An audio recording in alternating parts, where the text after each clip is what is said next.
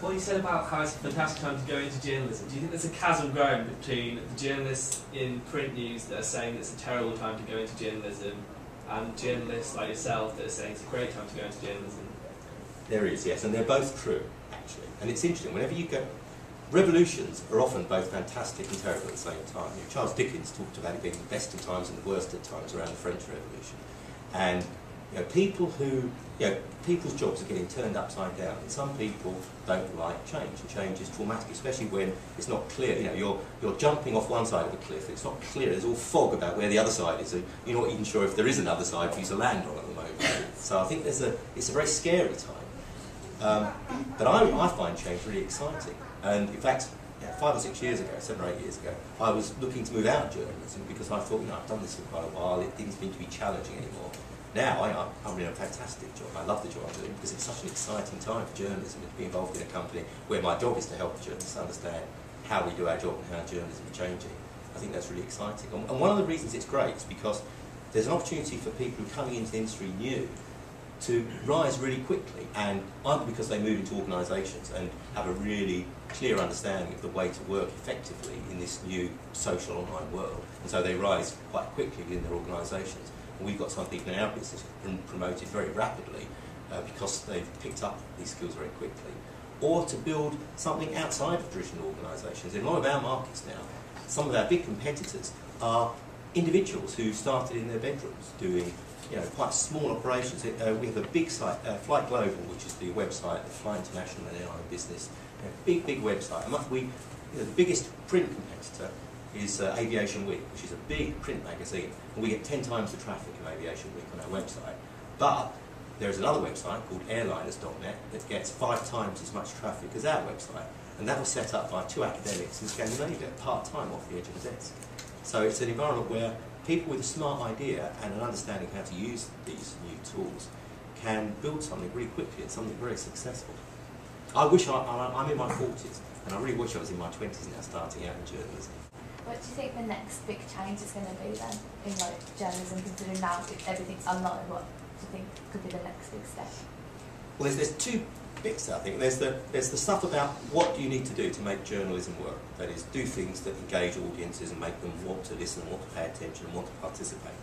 And even if, so there's a whole bunch of interesting things happening there, and I think really we're struggling with how to make use of the existing challenges before we think about the newer ones. And then there's a whole other side of it, which is even if you can do that, even if you can do something that people want to interact with, they want to consume, how do you make money out of it? And a lot of people are worried about that at the moment.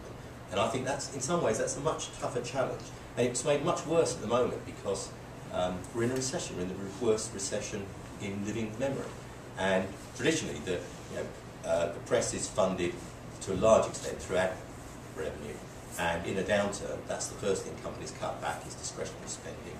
So it's not surprising that at the depths of the worst recession in living memory, it looks pretty miserable if you're looking at a business model that's dependent on advertising. It doesn't look very good. Now I think that will all come back, or a big chunk of it will come back, especially if, as an industry, publishers can come up with new, more engaging propositions that are really compelling for the advertisers. I think that, but that demand from advertisers to want to have brand advertising and to engage with their audiences and build brand perception is going to come back. And the challenge for publishers is to come up with mechanisms, ways, things of selling to those audiences, to those advertisers that they're going to want to buy. But I'm really optimistic because I think there's a number of business models that are quite interesting. There's traditional advertising and whatever it morphs into. I mean, the two characteristics of the web that potentially are really interesting from an advertising point of view are the interactivity. If you want to change someone's opinion, if you want to make them think about your brand in a different way, to think you're a technology leader or cool or whatever it is you want your brand perception to be, it's much easier to do that if you sit down with someone and have a conversation than if, while they're doing something else, you stick a poster up on the wall, which is sort of what traditional advertising does. They're reading and asking, and you hope they see your ad stuck next to it. The other thing about the web that is the fact that it's to be targeted. So you don't have to give the same experience to everyone. Everyone can have their own unique experience. And we've not really begun to take advantage of those unique characteristics of the web that potentially makes it really interesting for advertisers. We've not really started to make very effective use of those characteristics to deliver a unique thing proposition. Other things that are looking interesting, we're You know, we're looking at making money. We also have paid content in most of our markets, or a lot of our markets, and we're looking at finding ways to get the journalism to act as a funnel, to pull in the right audience, a proportion of which then pay for the paid-for content. And that sort of it's sort of a variant on the freemium model. You have a free experience which brings in the audience, and then a paid-for option which you never expect the majority of people to take. But as long as enough of them take it and they pay enough, that funds it. Lead generation looks very interesting, the ability to identify people through their behaviour, through the way they interact with your content, that identify people who are likely to buy something or do something else that companies are interested in. So I think there are lots of ways of making money out of journalism that look very powerful potentially. The problem is, it's all very new, we're at the bottom of a very deep recession. Even when you come up with some of the propositions, the advertisers are often so stupid because they're struggling just as much as the journalists are to get their heads around this new world, that even if you come up with something that's fantastic, if they think they understood it, they buy it because it's great for them, they don't get their heads around it. So I think there's a time lag. It's a bit like, when the motor car came along, you could say, great, this means we can close down all our high street shops because out of town supermarkets can be the way forward. Because the car means you can, you've got a big boot, you can fill it up with your shopping, do a lot of shopping in one go. That's all very well, but at the turn of the last century, when the cars were first hitting the roads, they weren't very reliable, they didn't have very big boots, most people didn't have them. There was a cultural inertia, people were used to shopping on the high street, so it takes a while for people to get used to the new way of doing things. Do you think in the long run the fact that it's so hard to make money out of solely the online medium might be its downfall? Thinking way years into the future, the same as like the beginning of the newspaper industry, the end of the newspaper industry, but do you think in the long run it might be the downfall of online journalism that it's so hard to make money out of it alone? You said that you try and direct people into the paper version of the magazine. If that stops, then surely there's not going to be enough money in the end. Well, sorry, maybe I'm still a bit. In a lot of our markets, we have paid online content. Now, it's typically not, doesn't look like journalism. Some of it is produced by journalists, but they're very specialist journalists. So, for example, we have a service that's about prices of chemicals and where they're likely to go. Now, people are willing to pay a lot of money. If they're buying thousands of tonnes of ethylene, then if they can get some information that helps them guess what price is going to be in 2 weeks' time and make a better buying decision, they're willing to pay a lot of money for that service. So we have services like that and other services that are even more data-based. And what we're looking to do is getting the journalism, the free-to-air sort of news-based journalism, to pull in the right audience and then to sell these paid-for data services to some of those people. I think it's all in our own hands, really. I mean, I wouldn't be surprised at all if a lot of the traditional big media companies disappear over the next decade. I think again it's in our own hands. I work for a big media company, so I wouldn't work there if I didn't think there was, we had some hope.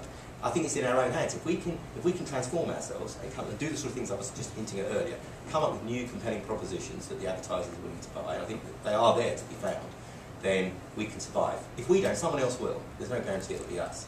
I'm much more confident about the future for journalism as a profession. And that is that you can have a job as a journalist and earn enough money to live and have a decent lifestyle as a journalist.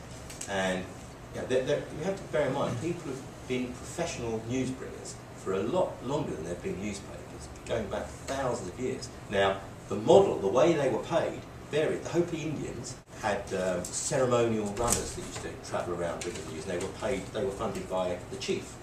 I think one of the other Indian tribes, there was a whole caste of people who were the news bringers. They had to take a vow of celibacy to be in that caste. That's a bit different to our type of journalism. I think it probably put off some people from going into becoming a journalist in that area. But they were funded by the chiefs. In other areas, in sort of the coffee house, in the sort of the 15th, 16th, 17th century, when the rise of the coffee houses, where a lot of the sort of oral journalism happened. A group of professionals emerged who were paid to buy, based on the value of the news that they were bringing, and particularly in France, there were some quite highly developed journalists who built a network of sources, so they had valuable information they could bring, and were paid for that. So I'm much more confident that in the long run there will be a way for individuals to make money as journalists. Now, the way that works, whether they work for big organisations, whether they, I think the demand media approach, not the fact that you get very small amounts of money per piece of work, but the idea that you are effectively self-employed as a content creator and you work with a bigger organisation and have a slice of the revenue that your content generates. I think that's another interesting one.